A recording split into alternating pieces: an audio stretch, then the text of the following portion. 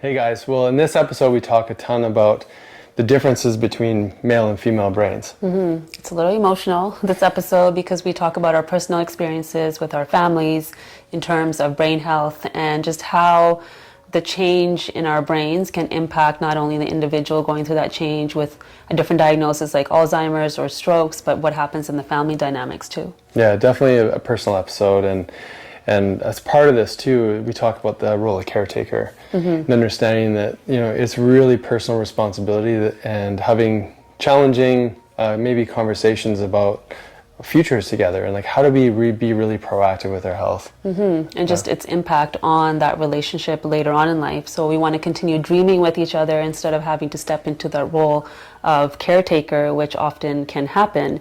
And so we talk a lot about the brain, the differences, what we can do to support it, and just the dynamics of a relationship that are impacted. So one of the things I think that we've all really recognized over, maybe our own life or over the past few years is that community is so important and having a safe space to really reflect on what's important and obviously with regards to your health, but also just other aspects to life. Yeah, we've had different conversations with different guests, even our own patients and each other about that safety piece, that without safety, healing actually can't occur. And that this is what we love about some of the groups that we've created, especially our Health Ignited Club, where we come together and create a safe space so that everyone can heal together, grow together, learn together, and really understand what's important as a collective so that we can also work on what's important as an individual. Yeah, and it's interesting because I think there's so much information in the world, right? And it's easy to get lost, and there's all the how to solve this problem, how to work on this aspect of your lifestyle. And what Sonia and I do is we've got a wide range of different mentors and including the podcast guests that we've got a chance to connect with. And so we get a chance to filter information, as we all do, down into our own unique parts in a way to articulate that into your unique lifestyle. And we found great value in being in mastermind groups and collaboration and learning from other people. And so the whole goal of our Health Ignited Club is to bring all of that wisdom into these communities. So we'd love for you to join that community. There's already amazing individuals in there so we can support each other, because really if we become more aligned with ourselves, that's when we're going to make change in our own life and everybody else's. Yeah. So if you find out more, go to drsjensen.com and you can learn more about the Health Ignited Club there. We've been talking a ton about hormones, obviously, and how it affects relationships. And this time we want to talk about how brain health is impacting hormone health and what are some of the things that are associated with that, with whether it be trauma to physical injuries to traumatic brain injury to just developmental challenges that people go through and how that plays out and affects hormones.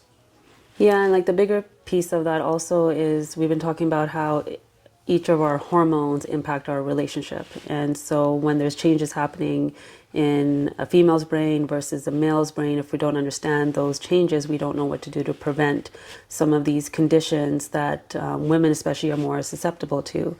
And so, for example, like Alzheimer's, women are more susceptible to that. Women are more susceptible to strokes. And when we start to understand the change that happens in perimenopause, menopause, that triggers that trajectory and how that's going to impact our relationship, because all of a sudden, like we've seen in our families, either the children become the caretakers or the partners become the caretakers, and that changes our relationship and adds so many different layers of different emotions, of grief and all these other elements that we don't always talk about in our younger years that we need to be more connected to. So, let's talk a little bit about why you're saying it's affecting women more than men. Some of these more chronic cardiovascular or neurovascular type issues that would show up for someone. Yeah, well, there's so many brain changes that happen throughout our years, from birth to puberty to adolescence and then to menopause. So in menopause, as estrogen especially, as it declines, so estrogens are a hormone that's it's neuroprotective. It helps our memory, cognition. It supports GABA production in the brain. It increases blood flow in the brain. It increases circulation and oxygen and all these things. So when that starts to decline, now all of a sudden the lifestyle that we've been living or the stressors we're having to navigate that is going to get triggered more in that stage and create more vulnerability. There was a study that was done over 15 to 20 years of looking at different brain scans of healthy men versus healthy women. And they saw that there was a 30% decline of brain activity in women and zero in men from like age 40 to 50 around that menopause time.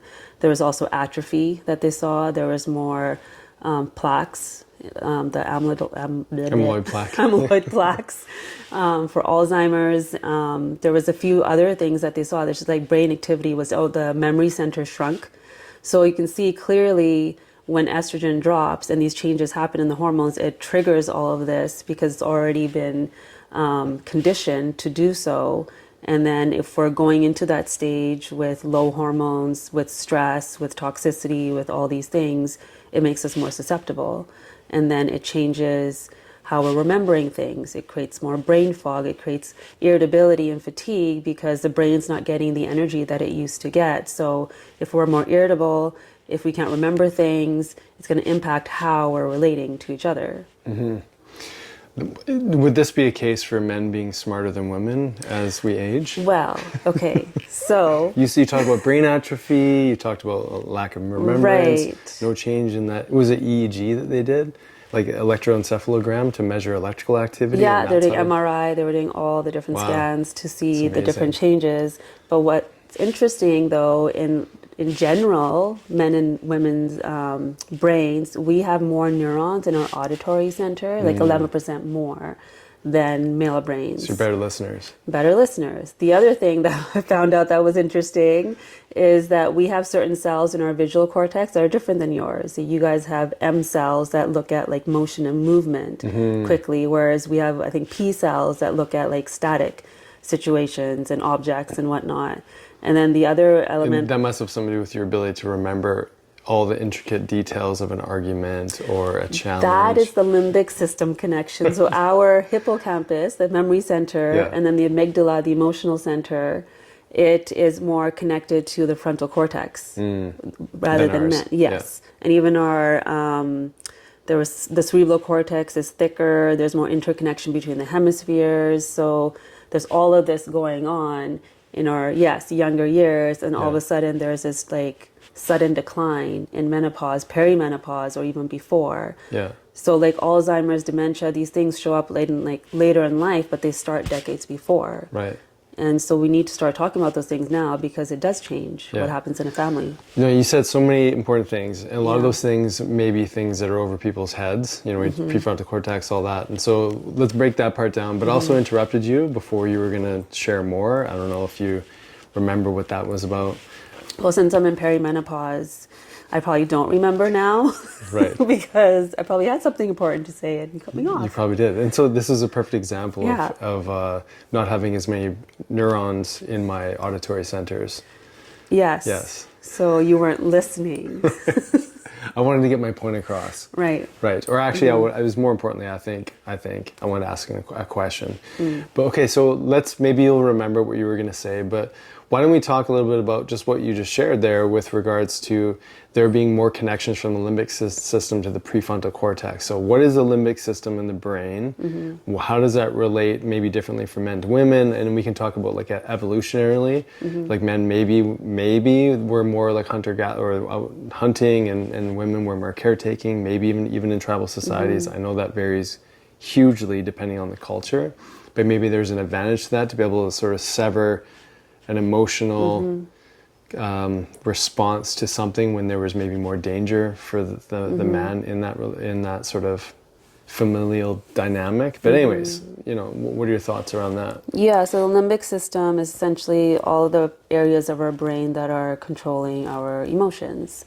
And so our emotions that are activated in the amygdala, like the back part of our brain, gathers information from our memory center. So that gets connected and we remember things from the past, or we take note of things that are happening right now, and then we relay that information to our hormones and whatnot. But that frontal cortex is all about like reasoning and analyzing, planning. And so this is, we had that conversation around me planning soccer 3 to 4 months in advance, because understanding that that needs to happen and how that's going to impact our schedule and our daily activities for our kids. Whereas for men, that connection isn't as tight as it is for women. So because there's more of that connection, I think you're right. I think it was done on purpose because women essentially are more of the caretakers of the family. And so in this book that I'm reading right now too, it does talk about the fact that that parental instinct is there in mothers more so than in fathers because of that, because they need to consider their children before themselves, especially in those beginning years, whereas the father's role was more, the hunting and gathering of the food and doing the things outside of the family dynamic. And so then fast forward that, pardon me? I'm just saying, imagine that changed maybe how our brains evolved. I don't know. Yeah. So then, like, let's take that sort of ancestral, ancient way of living into the modern world of, women, I think maybe in this more modern world are expecting their men to be more emotionally competent or emotionally connected or wanting that maybe.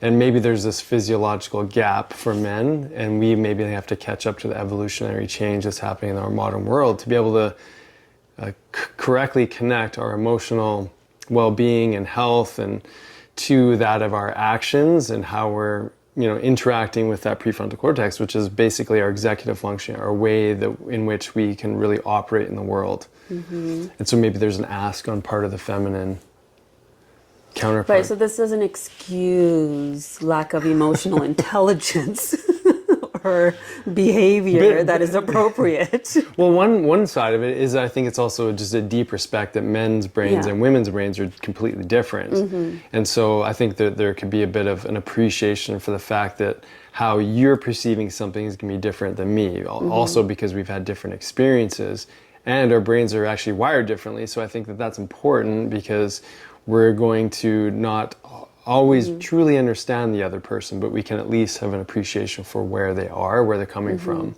So the challenge with this conversation and what's happened in our world till this day is that women don't get the same respect in the workforce because of these differences.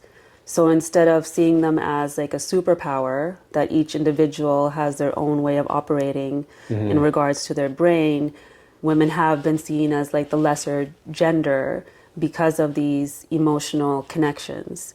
And so women are told in the workforce they can't be the CEO or they can't be this or they can't be that because they're too emotional. Or they're PMSing or they're going through menopause or they're having the hot flash or whatever is going on. So I think it's important to discern what we're actually saying right now. It's like there's superpowers in both. So it's how do we learn to access that?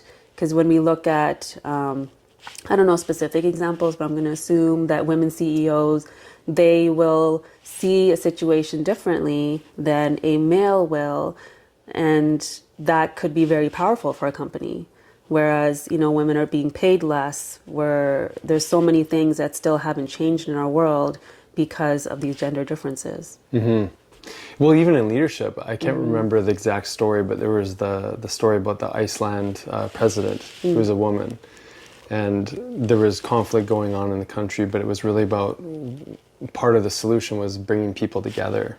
And I think that that's definitely a superpower that can be utilized within a company dynamic to be able to like look across this larger scope and to be able to unify people.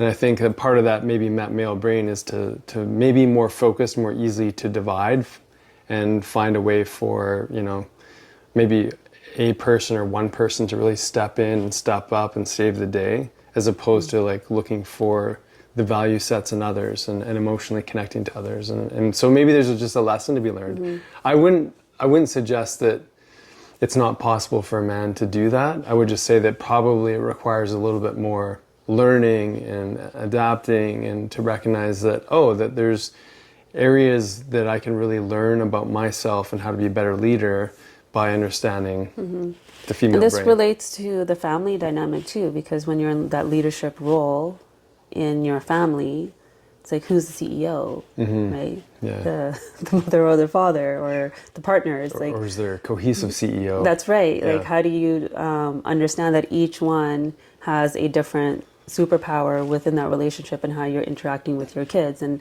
we had this conversation last time around the hormones and the three of you being male and your functionality is going to be different than mine, but it's the same as when we're trying to make parenting decisions, whether it's around video games or it's around discipline. And that's the lens that I come from is going to be very different than your lens. And how do we come to a place where we understand one another and show up as a united front when sometimes there's disagreement in how we're approaching the situation? And we kind of mentioned this too, like maybe there's a time for united front, maybe there's a time for differing opinions because it allows for dialogue. I think that part of the problem is that when we're in a situation like that where maybe there's tension and we're not taking it to that next place, which is like a learning or like a teaching moment, as I like to say for you, to me. Here's a teaching moment, here's an opportunity to show what went wrong within the family dynamic, and so that we're all working on the situation or the problem together as a family, including the kids in it, right? But okay, so we talked about some of the differences between the male and female brain. There's also individual experiences. What I find fascinating is that we can have a challenge, like you and I had a disagreement about something on the weekend, and we were both feeling things about this situation, but we had a whole history of experience that brought us to that moment. And what we realized in conversating is that we were talking about, we both wanted the same thing, but we were talking about our experiences that projected an idea of expectation or where we're challenged, but the solution wasn't necessarily to get my particular point across or yours. It was that we both had different experiences that led to different expectations of that outcome. Does that make sense? No. I know what you're saying because I know what it was, but I don't think anyone listening is going to understand that. Okay, so let me try again. Each of us have our own individual life experience. Yes. And that's always in the backdrop when we're making decisions about different things that come up, whether it's how we expect someone to behave or how we might solve a problem. And we, for whatever reason, I think, expect the other person to know where we're coming from. But that's an impossibility. We can't expect that. And yet, in those moments of challenge, like, how come you just don't get me? Why don't you understand where I'm coming from? And there's no real way for that other person to fully understand. So when we're in disagreement around a particular thing, we forget to articulate some of the history, I think, which is really important. And you and I did that evening, is actually talk about a little bit more about where we're coming from to arrive at, maybe why we behaved a certain way or why we thought a certain thing. But I think when we bring our history into explaining our behavior, there's a huge value in that. And that's also part of what I wanted to sort of connect to the brain, in that it's not just the female-male brain, it's also this history, this story that formulates a decision in this moment. Is that clear? Clear-ish. Okay, well, please just add because some. there's no specific example. Well, right. The basis of that is, like you said, we all have different experiences, different stressors that we've managed, different expectations of what a relationship is supposed to look like, or how I'm supposed to feel in a relationship, or what the other person is supposed to do for me in that relationship. And when something isn't met, we're reacting because of the past experience and the story that we carry. And so when our brains are wired in a different way, my brain is right away accessing my hippocampus, memory center, and then it's reminding me like, oh yeah, I felt this emotion before, I didn't like it. So the reaction that's coming in this moment may not even be about this moment, it's about the whole story from before. And so when we start to understand that a female brain is going to process that in a different way. In essence, I will remember every word that was said, where it was said, every detail of that experience, and it could have been 10 years ago, whereas the male brain doesn't necessarily do that because of the interconnection isn't as deeply rooted as it is for the female brain. Yeah, I love how you articulated that. Quite possibly more succinct and clear. Possibly. And so the reason why this is so important is when we start to understand those hormonal changes that are happening. Like last week we talked about andropause and menopause. So in andropause, there's a change in testosterone, but men can still receive estrogen, which also declines for men in andropause. They can still... Sometimes it goes up. Right, Yeah. the more the exogenous ones. I'm speaking about like estradiol. Yeah. So you can still get that juice for your brain from your stores of testosterone if they're nice and healthy. Whereas for women, it's a little bit different. Like for the female brain, it's not accessing those stores. If anything, we're now trying to access them from our adrenal glands rather than from our ovaries. Or your skin. Or the skin, because like the ovaries are retiring. So when we're not getting that, we, again, going back to the original conversation, is we're more susceptible to certain conditions than men are. And one of those conditions is stroke. And so I don't know if you want to go into your mom's story a little bit, but we had a bit of a scare last night with her. And she has a story around, we don't have to share details, but just really, really low hormones going into perimenopause, stressors, and then 9 years ago now, Kyle's 11, she had a stroke. And so dad's become a caregiver. So that changed everything that they dreamed that their life was going to be in this stage in life. That changed their relationship and everything. So I think if all of us can start having conversations around how we can support each other when we are healthy and strong, maybe we can prevent those kinds of big changes. Well, I mean, that's the hope, right? Is we can prevent and change those things. Sorry. Maybe we can cut the video here. That's over my throat. Yeah, I mean, mom's story is very interesting because there's multiple layers to, I think, the manifestation of a stroke. And there's also, maybe a potential for genetic susceptibility, and you and I have done our DNA test to look for predisposition for things showing up. And I think maybe that's also a part of, say, a conversation. You're talking about being proactive with your partner. I mean, there's so many things to say on this. But, I mean, mom had this sort of perfect storm of stuff, ton of stress. I think she never really, I don't know, I can't speak for her specifically, but I don't know if she ever really fulfilled her, like, purpose in what she wanted to do in life, in her own ventures. Like, I think she, she's very athletic and exploratory and loves adventure and whatnot. And I think she played a role because the priority in her life was my dad and us as kids. And so I think that, for women or men, I think whenever you're, sort of fulfilling a role because you're prioritizing things in life, some of your dreams kind of get pushed to the side. And I think so there's that mental, emotional, ongoing stress of that dilemma that we all face. And then she went into early menopause because she had a full hysterectomy earlier on in her late 30s, from what I remember. And then she had a mouthful of mercury, which we know is neurotoxin, potent neurotoxin, the most potent neurotoxin known to man. And so, and there's this low-grade blood pressure, high blood pressure that was going on for a period of time, probably from the early push into menopause with the hysterectomy. Maybe you can add some more, but those are like the big ones. And I think that set up this neuroinflammatory storm, which made her very susceptible to a stroke, cardiovascular disease. Yeah. Well, just going back to that conversation around like even, males and females in the workforce, but even in medicine, most of the studies that are done on men. And even when they have to do with female outcomes, like menopause.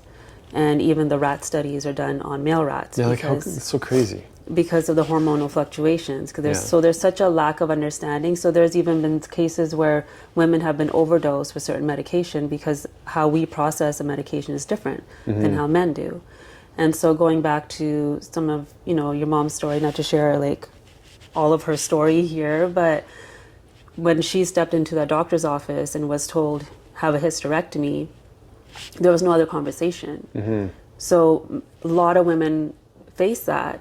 You know, they go to the doctor to say this, and this is going on. Well, let's just take that out. It's not serving you anymore. You've had your kids. And so as soon as that happens, you get a full hysterectomy, no more ovaries at a young age. That estrogen that was supposed to decline in perimenopause is now declining now. And so your neuroprotection is lower. Your ability to produce neurotransmitters like GABA are lower. Even progesterone is going to decline faster, so even more inflammation will be triggered in the brain. Cortisol. Higher cortisol. So there's all these things. So again, it goes back to this conversation of like, for women, I'll speak to them, is to really understand yourself so that you can ask those right questions and know that a lot of the outcomes from which your doctor might be prescribing you medication or giving you antidepressants when really it's just your estrogen and testosterone that needs support, you have to start questioning it. And so I think there's an accumulation of all of that that then results in this event that happens that changes people's lives. Yeah, and that event can be different. It's not like everybody is going to develop a stroke, but it could be heart disease, it could be Alzheimer's, dementia. I mean, we could talk about your grandma.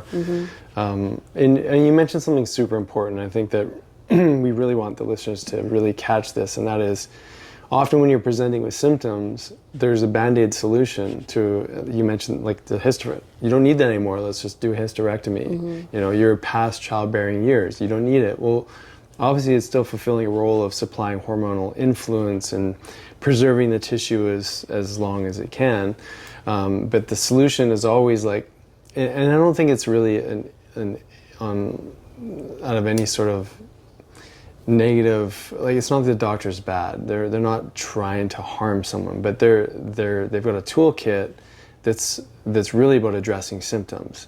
And if we just really appreciate the fact that solution base doesn't really ever get into the realm of root cause or what are some of your other options, it's really like, you're feeling pain, let me help you take your pain away. You know, to talk about that sort of male, the sort of male mindset. I mean, it's very much a part of Western medicine. Here's a problem, here's a solution. And I really want people to really listen into what we're saying here around that topic, that if there's something going on, are we willing to listen to those messages that the body is giving us so that we can start asking the questions, well, why is this showing up? What are some other options? If we just knew that we could pause first and recognize that there must be something, some other way that I can deal with this, as opposed to just, let's just shut that process down in the body. I mean, that's huge. Yeah, and like, I want to take that view also into the broader perspective of the relationship piece. So we talked about like how in a couple things can change when somebody's health declines or there's a diagnosis or an event, but it can change the whole family dynamic. We talked about Alzheimer's, so dementia was an experience that we had in our family with our nanny, or my maternal grandma, and so that changed the trajectory of my mom and her sister's lives because they became caretakers. So this is something that we see even in our clinic all the time. Women or families reach a certain stage in their life and then all of a sudden the roles are reversed and they're taking care of their parents. And so that in itself creates havoc in their life, in their health, because now they're not able to take care of themselves.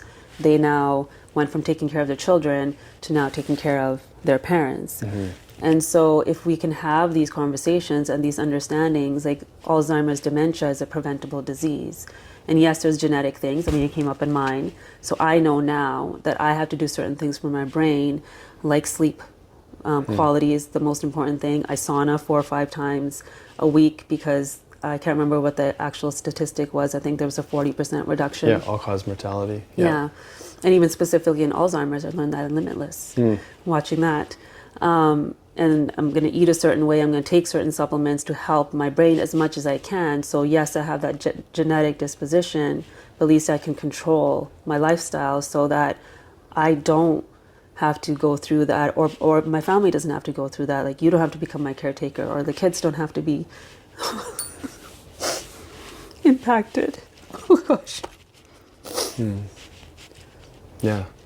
Well, I think, it hits home in a big way just because, the news that we received last night, and just seeing someone change that role, and you saw your mom and your aunts go through this incredibly challenging caretaker role process, and it, to your point, it completely changes every bit of the dynamic of a family. And yeah, I mean, you don't want to put that burden on anyone. As the individual going through the challenge, sometimes your biggest worry is, look how much I've affected my people's that I love so much, their lives. And your mom and her sisters would literally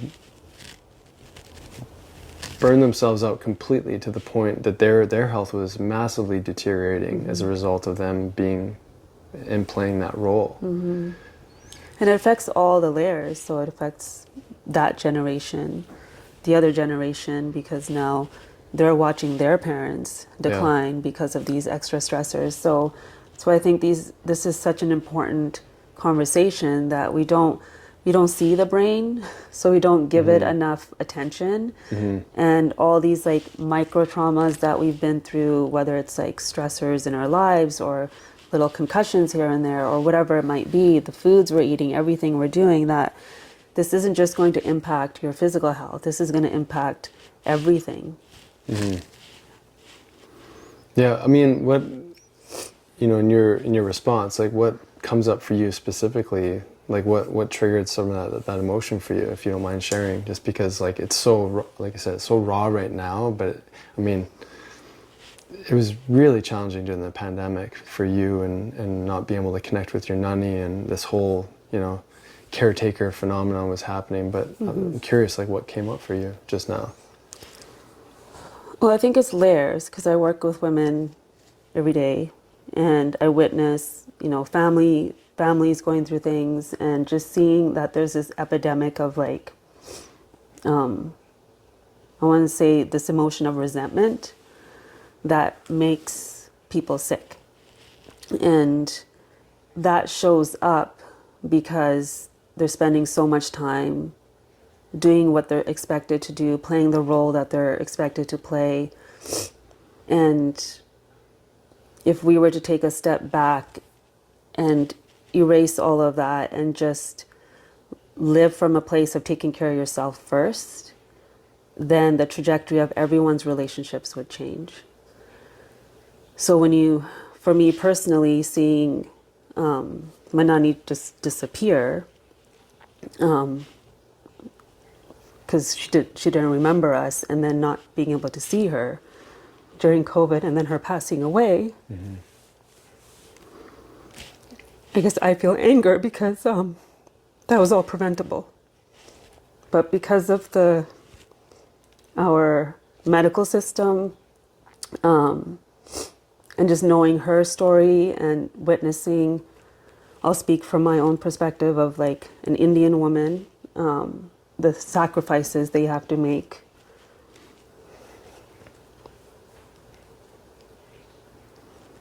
It's an emotional episode. So the sacrifices they have to make for their mental bodies, their emotional bodies, their physical bodies, just to play the roles and wear all the masks. Like, I just see everyone going downhill because of that. And so it takes away your connections, it takes away the joy that is everyone's birthright. And if we were to just focus on serving ourselves, but that is not something that we're taught, then I think our whole view would be different of the world. We wouldn't sit in resentment that we couldn't fulfill those dreams because we had to take care of a family and our partners and whatnot, but it could be this cohesive unit that helps everyone's dreams in the families to come true.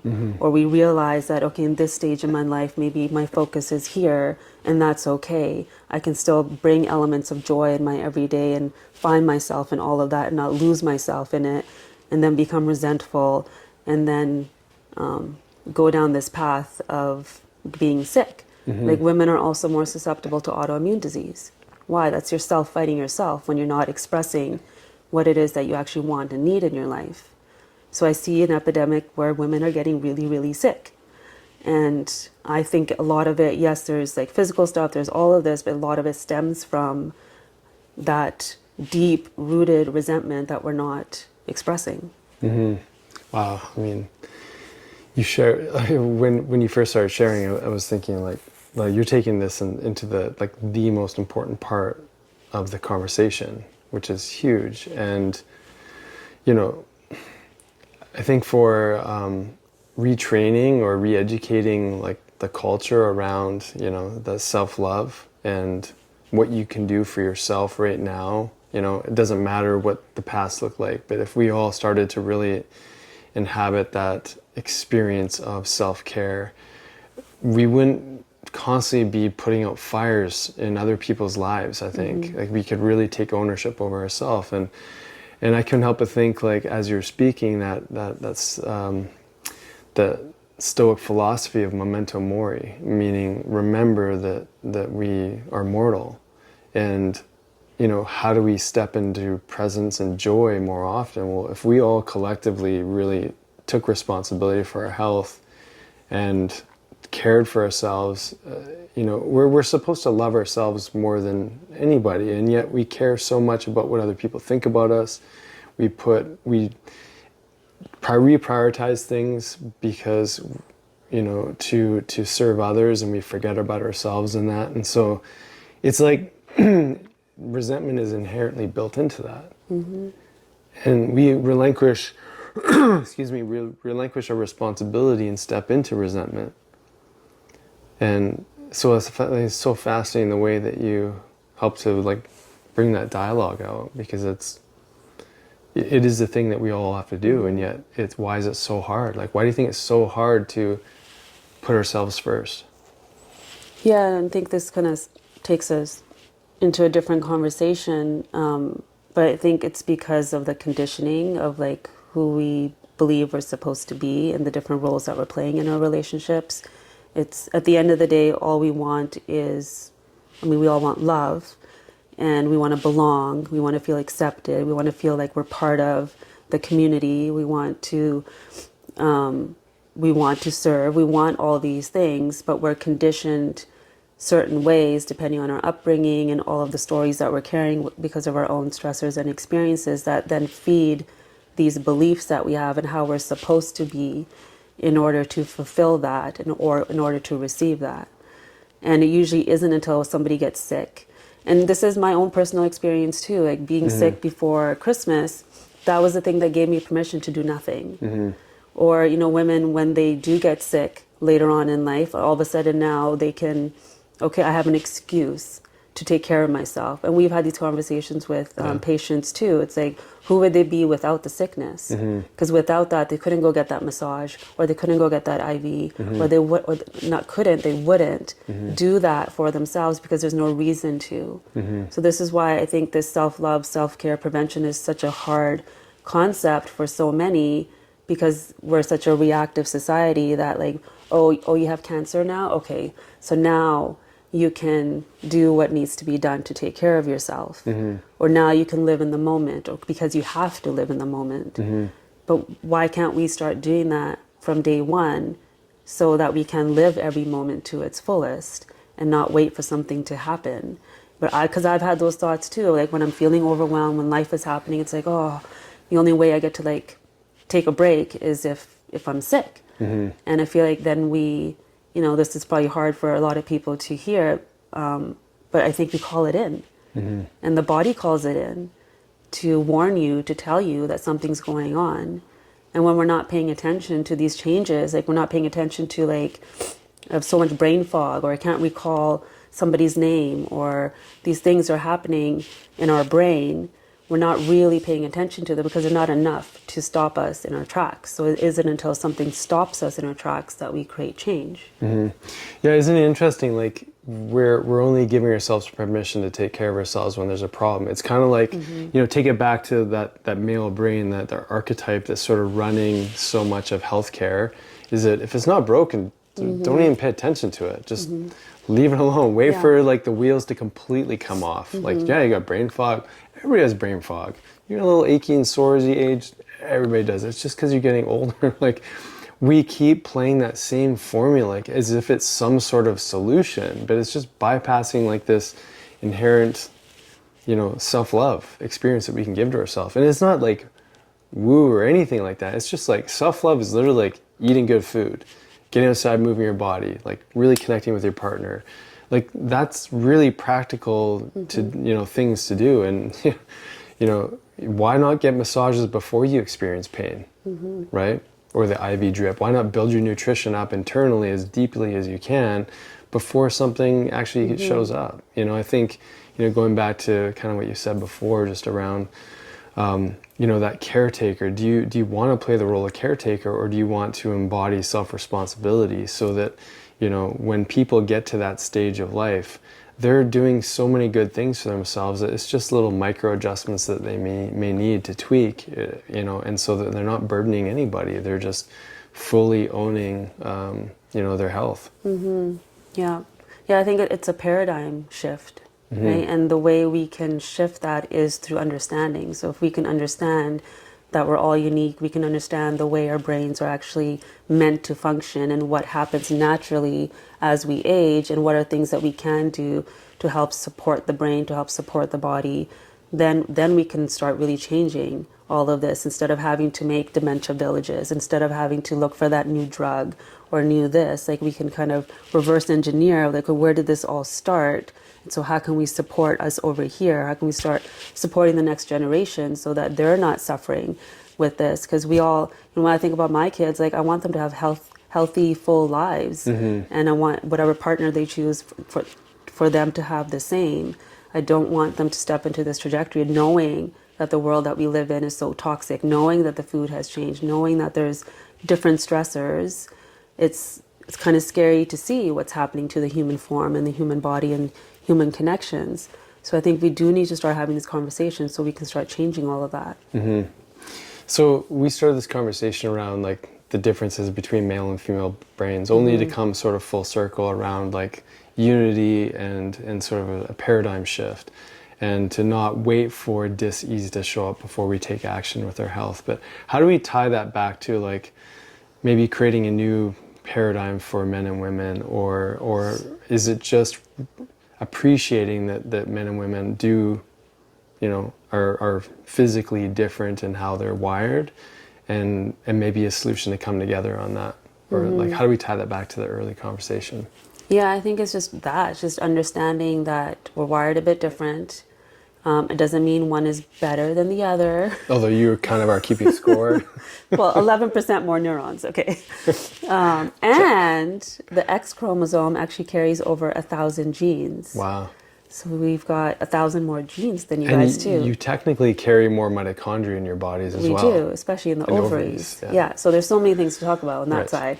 However, with the brain, it's like, you know, these are things that as individuals, as couples, as families, we can support each other on.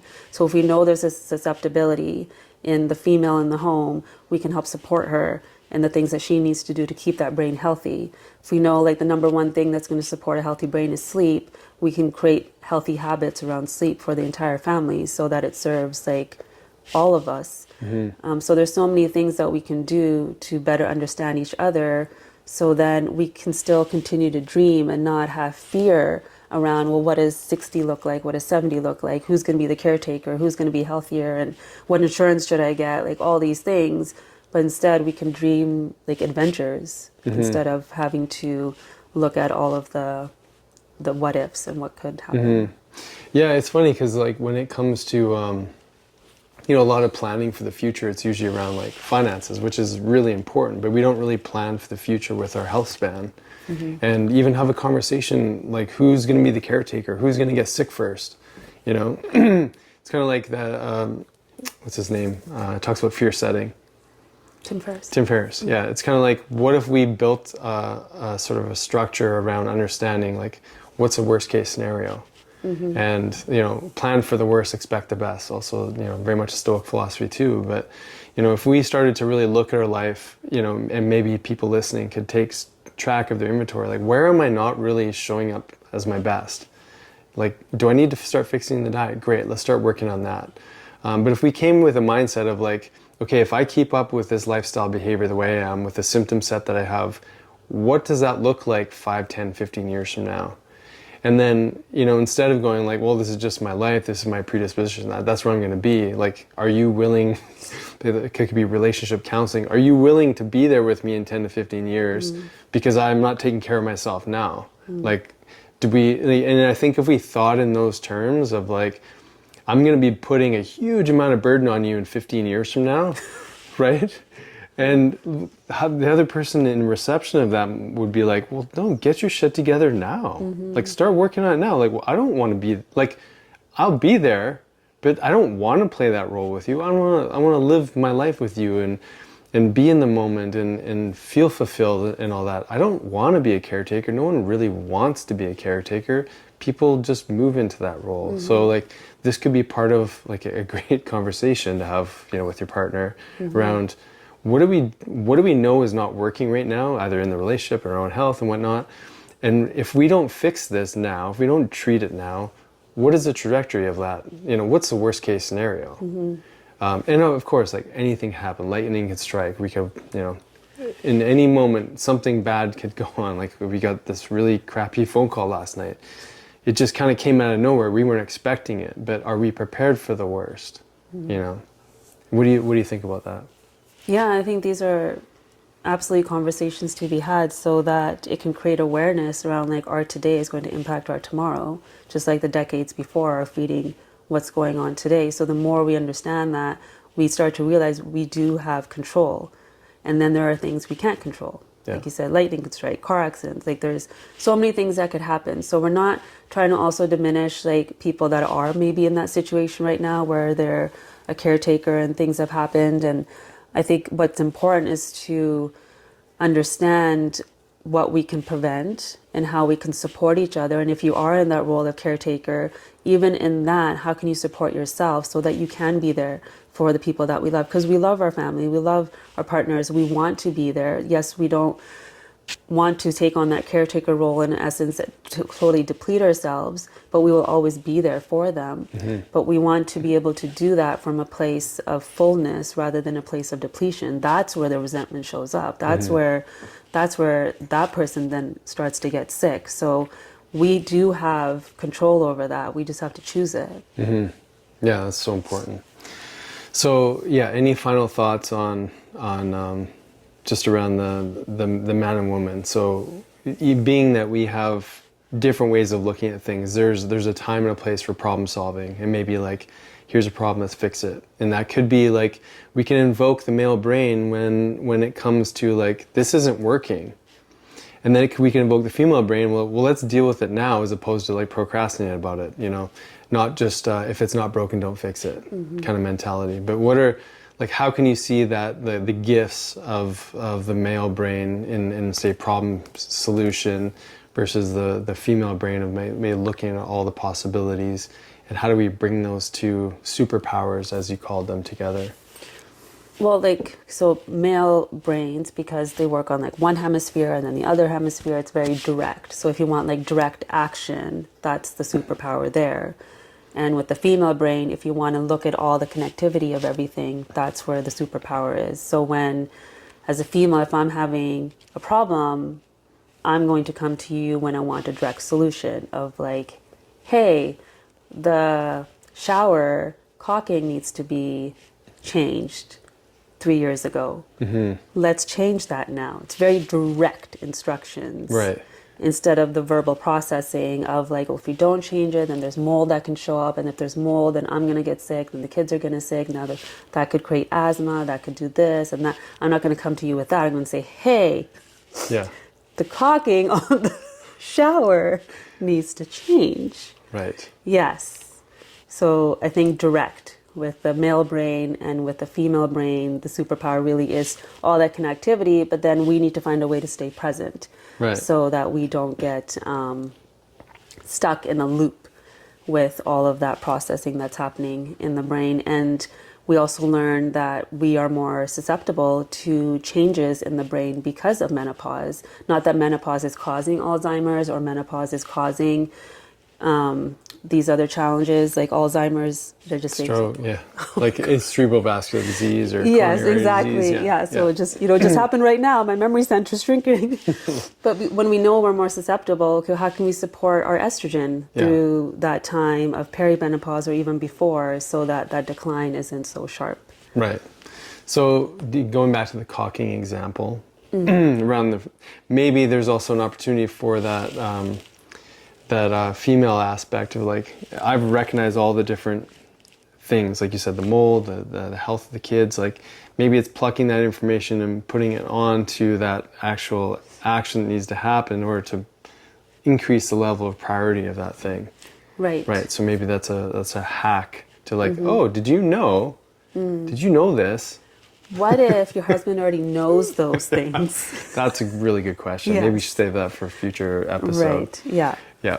But this is something I learned for men and how to receive that, you know, maybe ask or you know, anything that comes up for your partner, your woman. And that is this something that you want me to fix? Or is this just something you want me to be present with you and listen? I have yet to try that on you. Yeah. But, you know, would you appreciate that if that was... Yes, when there's a discussion. Right.